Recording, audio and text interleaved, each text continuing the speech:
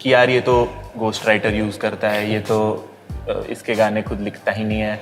और hip hop में उस चीज़ को पाप माना जाता है कि अच्छा घोस्ट राइटर लिख लिया, ड्रेक का घोस्ट राइटर हुआ था, आज तक सीरियसली नहीं ले रहा उसे कोई घोस्ट राइटर नहीं था। अगर कोई कहता है कि किसी ने फलाने गाने लिखे तो उसने आज तक अपने लिए क्यों नहीं लिख पाया ब्राउन रंग, आज तक अपने लिए अंग्रेजी बीट क्यों नहीं लिख पाया। मर्सिडीज को ये बताने की ज़रूरत नहीं है कि मर्सिडीज बनाई किसने और मर्सिडीज का ओनर कौन है, क्योंकि मर्सिडीज ही मर्सिडीज है। राजा, किंग, बादशाह की सल्तनत होती है, एम्परर की ग्लोरी होती है। रफ्तार बहुत टैलेंटेड था और मुझे कोई साज बजाना नहीं आता भाई, लेकिन एक अच्छा हारमोनियम बजाने वाला 5,000 रुपये में आपको मिल जाएगा, लेकिन आप मिलियंस ऑफ डॉलर्स देते हो मुझे प्रोड्यूस करने के लिए। और इन नामों के अलावा कोई और नाम कभी भी माफिया मुनीर का पार्ट नहीं था। अभी नेक्स्ट ईयर का यही प्लान है। अब इंटरनेशनल विलेजर 2 तो ड्रॉप कर दी है, तो अब ड्रॉप मतलब वो ड्रॉप ही हो गई, ड्रॉप ही कर दी है वो।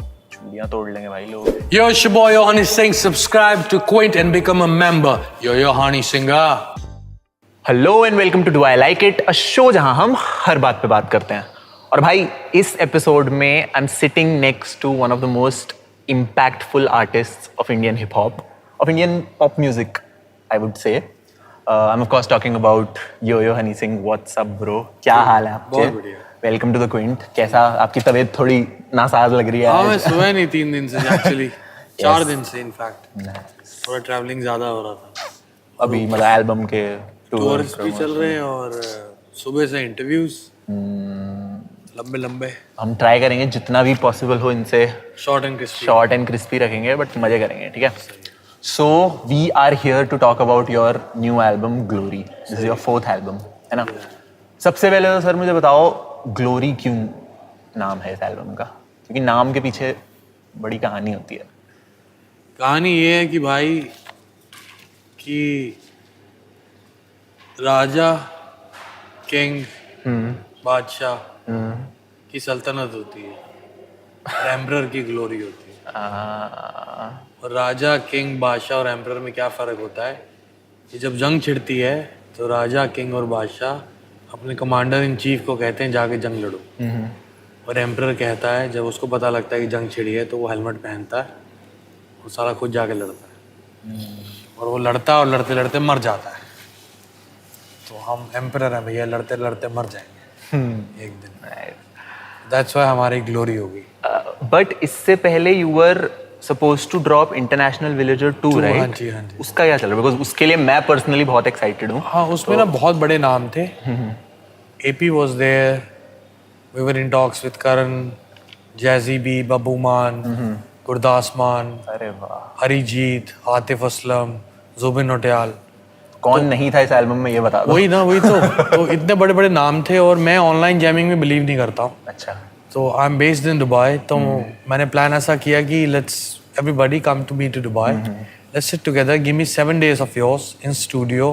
Before studio I need to sit, I need to understand the psychology and we need to share ideas, then we'll go to the studio.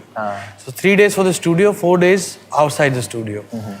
तो वो सबकी डेट्स ही नहीं मिल पा रही थी, बन नहीं पा रही, क्योंकि एवरीबडी इज अ सुपरस्टार, और फिर मेरी भी डेट्स नहीं प्लान हो रही थी, तो वो हैपन ही नहीं हो पा रहा था। बोहेमिया बाजी का गाना बन गया, कैलिफोर्निया जाके मैं बना के आ गया था। हमने फोटो भी डाली थी। हाँ, वो गाना बन गया था। एमिवे का गाना बन गया था। अरे नाइस। बाकी गाने सारे रुक गए। तो फिर मैंने कहा चलो एक EP बनाते हैं, सोलो R&B। फिर EP से वो कन्वर्ट हुई एल्बम में 9 गानों की, बढ़ते गए। फिर 18 गानों की कोलैबोरेशन एल्बम हुई, क्योंकि फिर मैंने कहा जब एल्बम बन नहीं रही है, एक्सटेंड हो रही है, तो कुछ कोलैबोरेशंस करी जाएं, भले बड़े नाम ना हो लेकिन वो नाम हो जो मुझे बहुत पसंद है, जिनके साथ मैं काम करना चाहता हूँ, और बहुत ही प्यारे लोग। तो मैंने उन सारे प्यारे लोगों को घेरा और डाला ग्लोरी में। Nice. How did you find the sound of this album? Very आप प्रोडक्शन, मैंने वापस प्रोडक्शन करी है। हाँ जी। सो मेरी शुरू से यही कोशिश रहती है कि मेरी साउंड बिल्कुल यूनिक हो। Brown Rang is not a hip hop sound, it's Yo Honey Singh sound. Angreji beat is not a house music, is Yo Honey Singh sound. Every song of mind, Lungi dance is not a Bollywood sound, is Yo Honey Singh sound.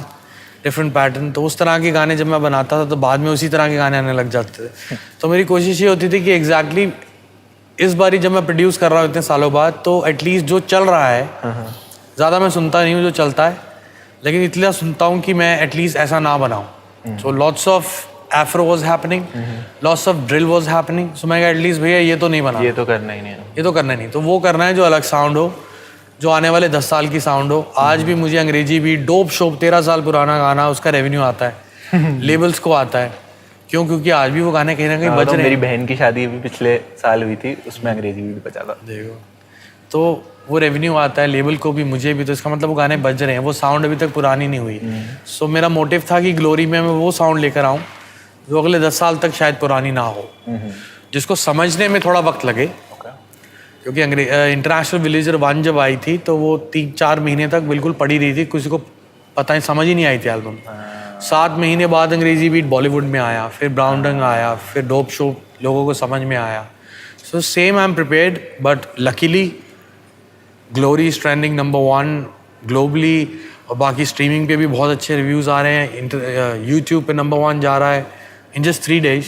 और इसका मतलब कि लोग, audience बहुत intelligent हो चुकी है और डाइजेस्ट करती है नई चीज़ों को, रेडी है. एक बात बताता हूँ, मैं अभी थोड़े टाइम पहले आई वॉज विद 4 दीवारी, है ना, बहुत मतलब फन बनना. हम लोग मॉल में बैठे हुए थे और एक आया फोटो खिंचाने की, सर फोटो खींचनी है. उसने पूछा भैया आपने ग्लोरी सुनी है? तो उनसे आपके बारे में बात कर रहे हैं. मैंने कहा यार है. 4 दीवारी is my favourite artist from India, one of my favourite artist from India. क्या कर रहा है वो? इज अ लवली गाय. क्या कर रहा है? एंड हमने कोशिश करी थी ग्लोरी में साथ में कुछ करने की. हाँ, हमने अटेम्प्ट किया, लेकिन इतना कुछ मज़ेदार बना नहीं. तो हमने कहा फिर आराम से टाइम देंगे, अभी थोड़ा जल्दी में नहीं करेंगे. अगर 4 दीवारी और यो हनी सिंह हो तो it has to be something crazy. Nice. Also in this album, while you have produced all the songs, इस एल्बम में आपने गाने लिखे नहीं हैं. गाने लिखे हैं लियो ने. मेरा कंटेंट लियो ने लिखा है. बाकी सबका अपना कंटेंट. तो उसके पीछे क्या थॉट था?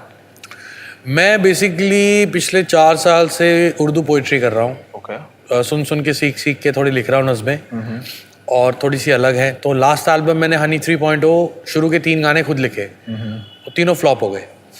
फिर मैंने राइटर्स बुलाए, एक्सपर्ट्स, और उन्होंने आके लिखे. तो ग्लोरी जब मैंने शुरू करी थी, glory was an EP first. तो मैंने दिल्ली से, इधर उधर से, पंजाब से नए बच्चे जो बहुत अच्छा लिख रहे हैं, मैंने कहा मैं लिखूंगा नहीं, आई वांट टू प्रोड्यूस. और हनी 3.0 मैंने प्रोड्यूस भी नहीं करी थी क्योंकि I was not ready, I was not prepared. So this time I was very much prepared that I want to produce it. So I wanted to focus on production. I was having lots of ideas about the songs. 80% of the songs lyrically as well, my ideas. I gave it to them, to the lyricist, to everybody, that I want something like this on this beat.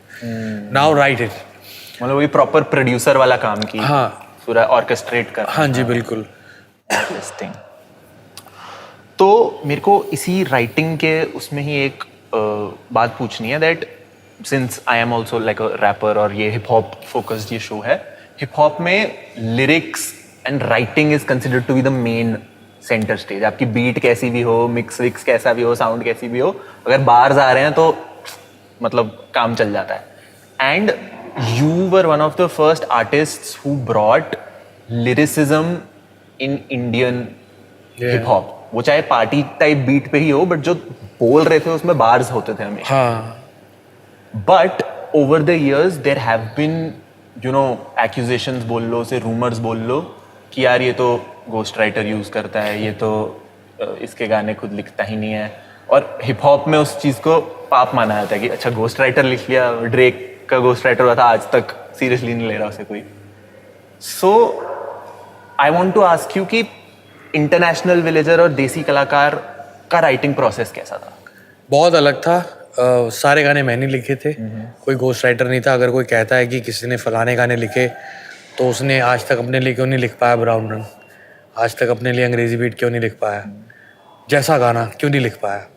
कोई भी अगर कहता है इस बात को, चाहे वो कोई गोस्ट हो, चाहे वो गोस्टी हो, तो वो सब मैंने खुद लिखे थे. तब मेरा प्रोसेस अलग था. मैं वर्ल्ड ट्रैवल कर रहा था, मैं लोगों के बीच में था, और मैं गेम में था, और मेरी ये सोच थी. देखो सच्ची बात बताऊं, मैंने हिप हॉप बहुत सुना, हिप हॉप से ही मेरी शुरुआत हुई, लेकिन मैं एक हिप हॉप आर्टिस्ट हूँ. I am not a hip hop artist. लेकिन मेरी हिप हॉप में स्टडी आई थिंक हिंदुस्तान में सबसे ज़्यादा है। अगर मैं देखा जाऊँ तो मैं एक हिप हॉप जर्नलिस्ट पहले हूँ, बाद में हिप हॉप प्रोड्यूसर हूँ। तो मैंने जो हिप हॉप सुना भाई, वो मैंने सारा सुना एज अ प्रोड्यूसर। मैंने एज अ लिरिसिस्ट नहीं सुना। मेरा कोई भी गाना किसी भी black American hip hop artist से इन्फ्लुएंस लाइन नहीं है। नहीं है। मेरी साउंड उनके जैसी थी, लेकिन मैं बात कर रहा था, तेरे घर अखबार नहीं आता, रोटी ते भिंडी, घर पे चलना है या पहले जाएगी क्लब। तो मेरा कुछ भी writing style hip hop, American hip hop जो आजकल लड़के कर रहे हैं, जो उनके स्लैंग्स यूज कर रहे हैं, उन्हीं का स्टाइल फॉर्मेट यूज कर रहे हैं, कॉन्सेप्ट यूज कर रहे हैं, not just the sound, they're copying everything, even this culture of diss they're using, that's their culture. भाई गैंग साइंस कर रहे हैं इंडिया Gang signs कर रहे हैं। इंडिया के बच्चे गैंग में बोल रहा हूँ भाई तू बस पकड़ के सही है, बट सही है, जिस तरफ जा रहा है सही है। हर चीज़ की एक एवोल्यूशन होती है डिफरेंट तरीके से। मेरी सोच अपने टाइम पे ये थी कि मैं अपनी बीट्स पे कुछ ऐसी बातें लिखूं जो वियर्ड हो। वियर्ड मेरा रहने का सबसे पहला फॉर्मूला था कि मतलब ईयर कैंडी हो। यार ये क्या बात कर दी, ब्लू है पानी पानी दिन भी सानी सानी, स्टूपिड सॉन्ग। वो तो गाना मेरे को इतना क्लासिक लगता है, but it's a stupid song, stupid writing song, और 3 नोट है पूरे बस गाने में, ओहो पूरा गाना। that's it. और मैं बोला यार Because I always wanted, I always targeted कि कोई भी खान साहब मेरी एल्बम को सुने तो तारीफ करे ना करे, मुझे कोई मतलब नहीं है, लेकिन एक बंदा जो साइकिल पे दूध लेने जाना हो मेरा गाना गा सके, चढ़ जाए बस, चढ़ जाए, और वो सिंग अलोंग हो। सो सारे मेरे गाने सिंस लाइक चस्का एंड ऑल दैट स्टफ, चस्का है यारानू, easy stuff, yes easy stuff. So I got my first call from Bollywood actually in 2008 from Himesh Reshmiya. He was a big guy at that time.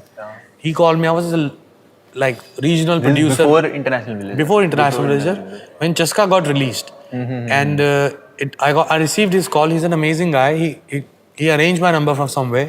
He called me up. He said, "भाई मैं हिमेश बोल रहा हूँ." मैंने कहा sir आप कैसे मुझे फ़ोन कर रहे हैं? भाई तुम अच्छा काम कर रहे हो, तुमने एक गाना बनाया, मैं गुजराती हूँ, मेरा छोटा सा बच्चा चस्का यारानू करते जा रहा है। तो मैंने कहा भाई आपने ये चीज़ समझी, मेरे को बहुत अच्छा लगा। फिर उसके बाद जब मैं थोड़ा बड़ा हुआ करियर में, तो मेरी उनसे फिर मुलाकात हुई, बहुत अच्छे ताल्लुकात रहे। सो मतलब कहने का ये है कि शुरू से राइटिंग और मेलोडी मैंने ये रखनी चाहिए which should be sing along, और रिक्शे वाले से लेके प्राइवेट जेट ओनर तक उस चीज़ को पसंद करे। और जो हुआ वो इसलिए हुआ क्योंकि कहीं ना कहीं मैंने विजुअल्स और साउंड क्वालिटी बहुत इंटरनेशनल रखी है अपनी। तो जब आप गाने जब इंटरनेशनल विलेजर के लिख रहे थे उस समय क्या as a, because you said कि आपने एज अ प्रोड्यूसर सुने थे hip hop, as a writer what were your influences, what were your? कसम से बताऊं मुझे लिखना नहीं आता था। ओके, प्रोड्यूस कर रहा हूं मैं 2003 से, बिल्कुल। एसिड प्रो 4 पे, आज भी वही यूज करता हूँ।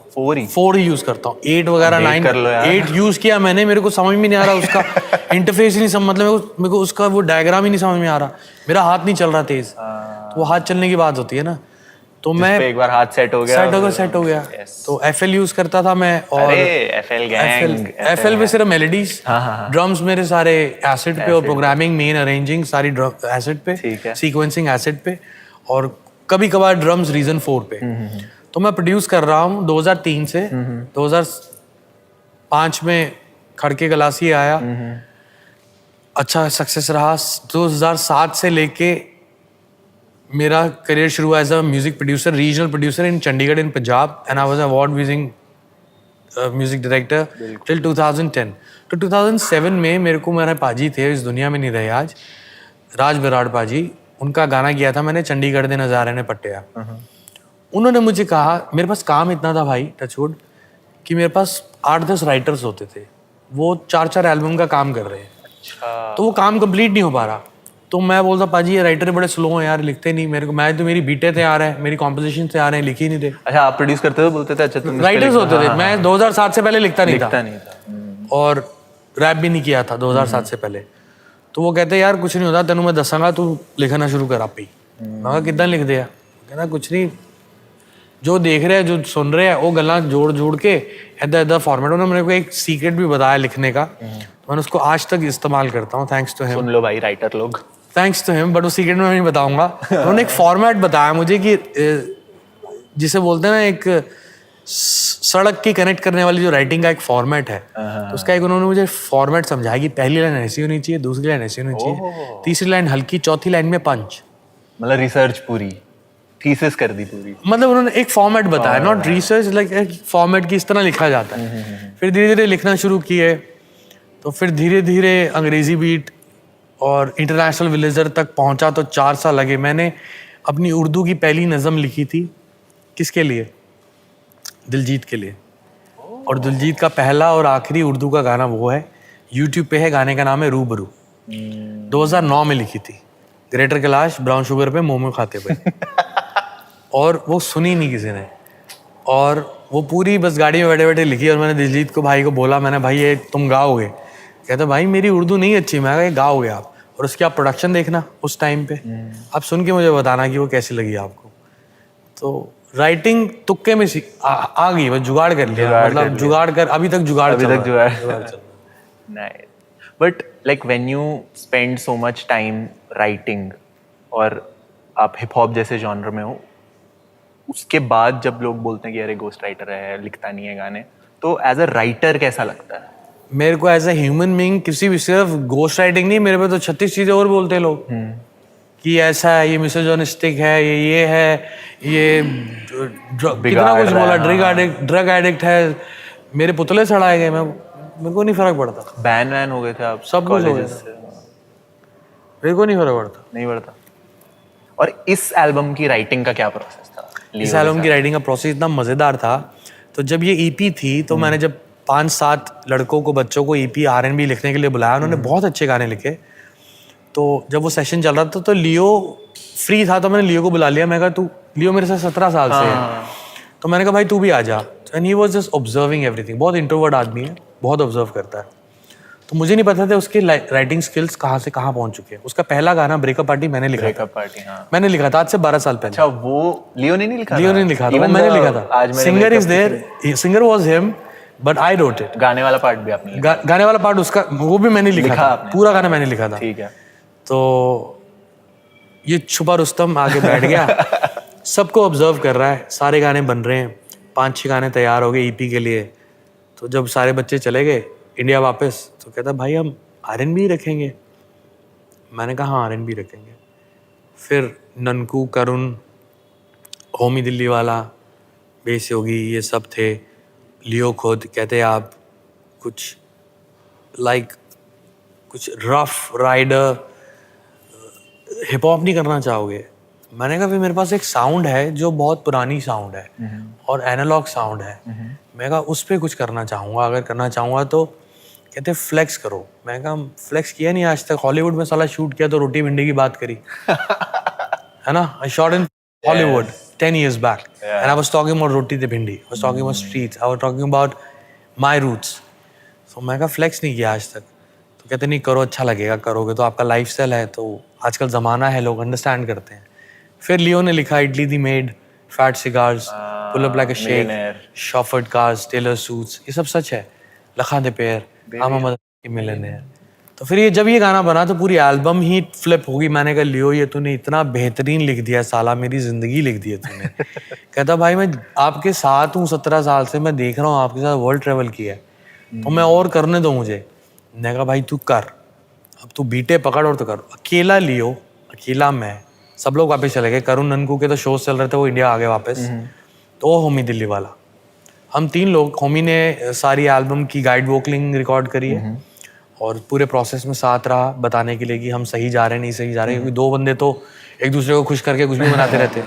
बाउंसिंग बोर्ड चाहिए। तो होमी बहुत वाइज है। होमी ने बहुत सारे आइडियाज दिए कि नहीं सर ये ओके लग रहा है, वो उस तरह ये एल्बम बनती है। और ये राइटिंग प्रोसेस था इस एल्बम का। वो मैंने कुछ नहीं बोला लियो को उस गाने के बाद कि क्या है क्या नहीं, जो तेरा मन है तो वो लिख। मेरे को इस बीट पे ये थॉट आ रहा है कि इस पे हम बात करेंगे इस चीज की, इस पे हम बात करेंगे इस चीज की, अब तू लिख जो मर्जी। एक टीम का होना कितना इम्पोर्टेंट होता है एक प्रोड्यूसर की लाइफ में? एक टीम बहुत ज़रूरी है, लेकिन यह है कि टीम क्रिएटिव हो तो इम्पोर्टेंट है, टैलेंटेड हो ना हो इम्पोर्टेंट नहीं है। अच्छा। क्योंकि आप प्रोड्यूसर, आप टैलेंटेड हो, they has to be creative in the thoughts, in the perspective of the process. Talented तो मैं आपको, मुझे कोई साज बजाना नहीं आता भाई, लेकिन एक अच्छा हारमोनियम बजाने वाला 5,000 रुपये में आपको मिल जाएगा। लेकिन आप मिलियंस ऑफ डॉलर्स देते हो मुझे प्रोड्यूस करने के लिए।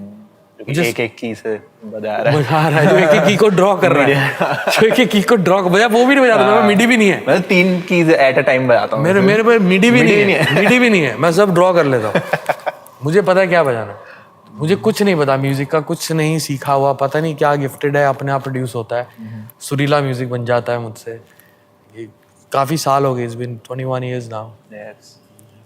I believed, just like a lot of Desi hip hop heads, that Mafia Mundir was a team. It was not a team.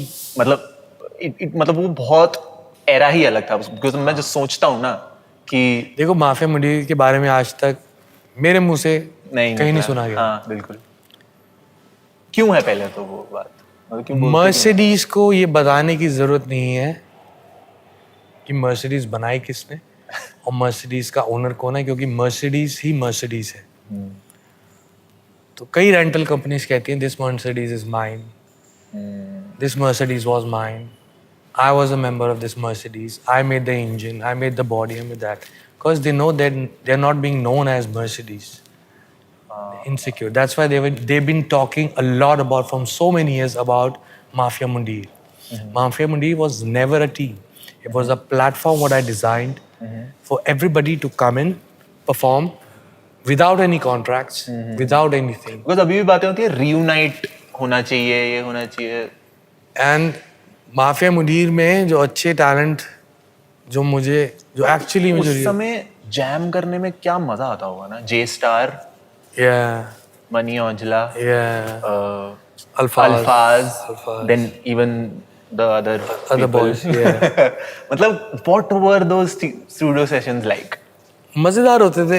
एक बंदा अपनी अल्फाज के राइटिंग प्रोसेस में मैं कुछ नहीं बोलता था, वो एक चीज सुनाता था, मुझे समझ में आती थी, मैं कहा इस पे अब ऐसे बनेगा। जे स्टार खुद नहीं लिखता था, अलग राइटर्स से लिखते थे हम उसका काम, और मनी तो सबसे नालायक था और रफ्तार बहुत टैलेंटेड था, और है नो डाउट है भाई। और लिल गोलू सबसे brilliant artist from mafia Mundeer, सबसे ब्रिलियंट, सबसे अमेजिंग ह्यूमन बीइंग।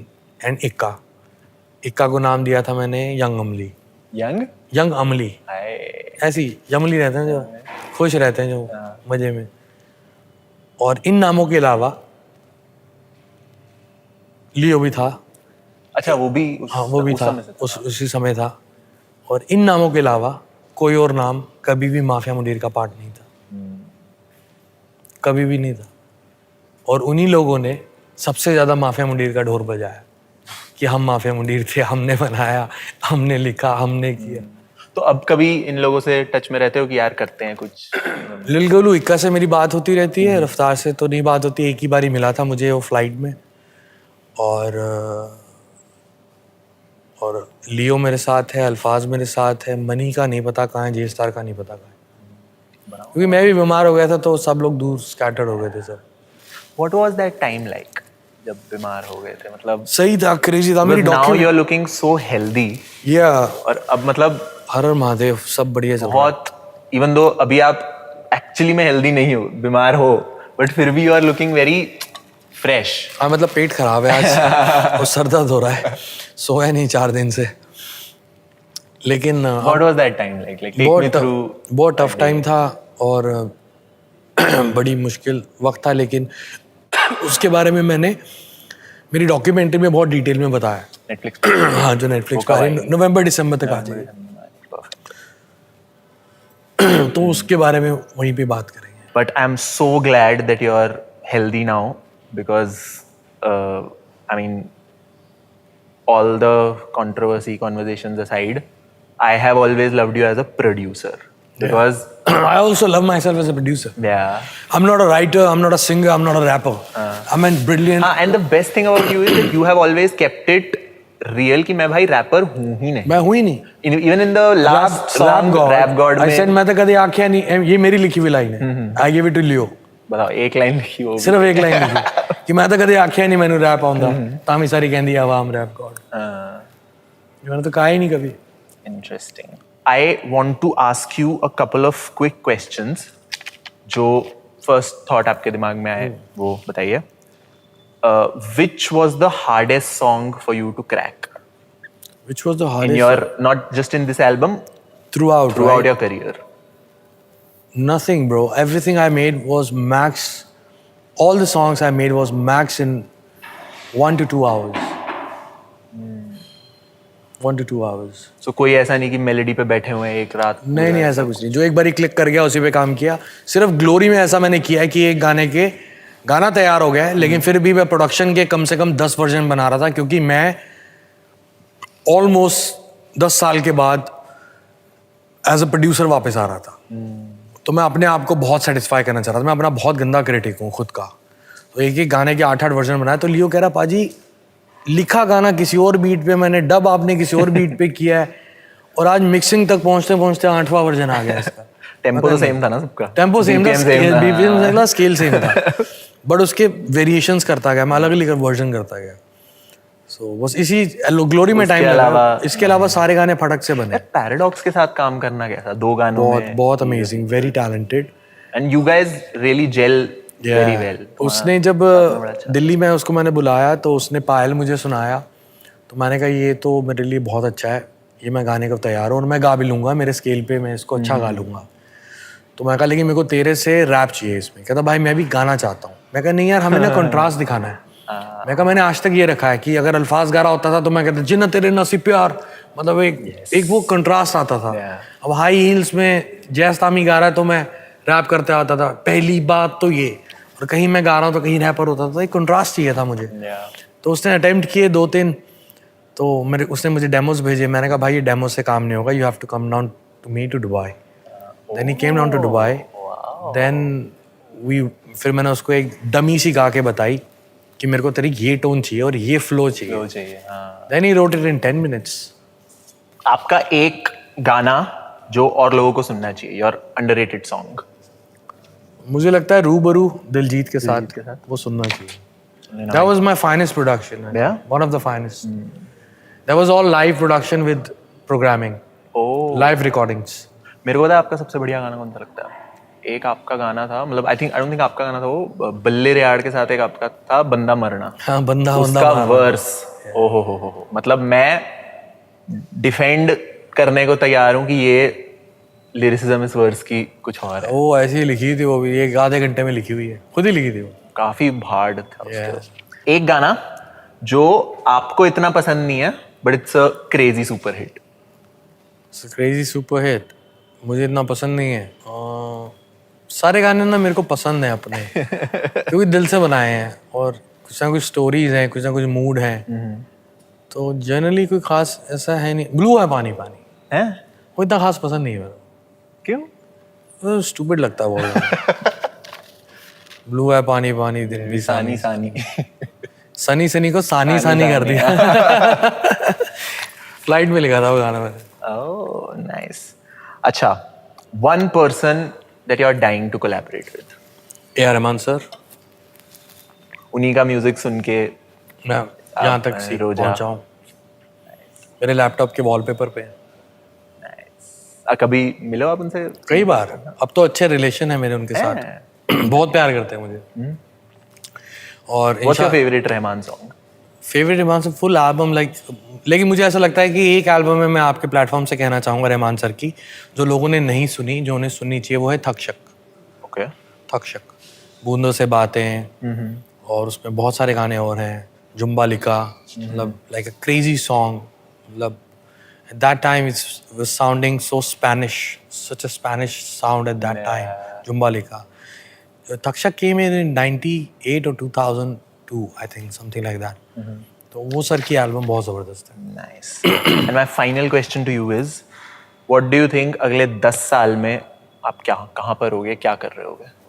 बहुत कुछ कर रहा हूँ। क्या प्लान्स हैं अगले 10 साल के? अभी नेक्स्ट ईयर का यही प्लान है। अब इंटरनेशनल विलेजर 2 तो ड्रॉप कर दिया है, तो अब ड्रॉप मतलब वो ड्रॉप ही हो गई? ड्रॉप ही कर दिया वो। चूड़ियाँ तोड़ लेंगे भाई लोग। नहीं, टाइम नहीं है उस चीज़ के लिए। इतना कितना पूरी बारात इकट्ठी करें, सबको बुलाएं, 10 महीने साल लगाएं, मेहनत करें, क्योंकि सब बिजी हैं, सबके everybody is flying here and there and everybody is ready. हाँ, और बीट भेज दो, लिख के भेज दो, गा के भेज देंगे। वो नहीं मजा आता यार, वो तो that's not happening. So glory के 10 वीडियोस आएंगे टिल जनवरी। उसके बाद next year by May, we're going on the floor with an international film in which I'm acting. I wrote the script. Nice. I'm producing it, and I'm gonna be the debut director. You're directing it as well? Directing it. Nice, yaar. So, like, Brown Rang is not a Punjabi song. It's an international song, but the language is Punjabi. So same, this movie is an international film, but the language is Punjabi, Hindi and English. And we're shooting it in London. So बड़े बड़े होते जा रहे हैं। हाँ, और फिर उसके बाद नेक्स्ट ईयर फिर वापस म्यूजिक पे काम करेंगे। रहमान सर को पकड़ना, रहमान सर पकड़ लो भाई, सच्ची में यार। पहले अपने को तैयार करना पड़ेगा, क्योंकि आपके पास कुछ सामान होना चाहिए ना, असला होना चाहिए। इतने बड़े बंदे। रहमान सर को आपको कौन सा गाना पसंद है? Satan. Oh. And he loved the video too. Anurag Kashyap had directed the video, no? No, Anurag Kashyap presented the video. हाँ, मुझे David याद है। David Zeni is a white director. He directed Oh the yeah, video. that song is crazy. Crazy, yeah. Nice. Thanks a lot, Thank you, bro. Thank you. Stay healthy. Thank you. Stay Thank you so much. working. Her her Public को महादेव। बहुत देर से इंतजार था हनी सिंह के music का। अब भरते रहेंगे हम म्यूजिक। भरते रहेंगे। सैडली इंटरनेशनल विलेजर 2 नहीं आएगी, बट 1 साल तक तो नहीं आएगी। उसकी भरपाई इनसे करवा लेना आप। भर देंगे, म्यूजिक आएगा बहुत। लेकिन Yes. Thanks a lot, sir. Thank you, bro. This was Prateek, and I'll see you in the next one.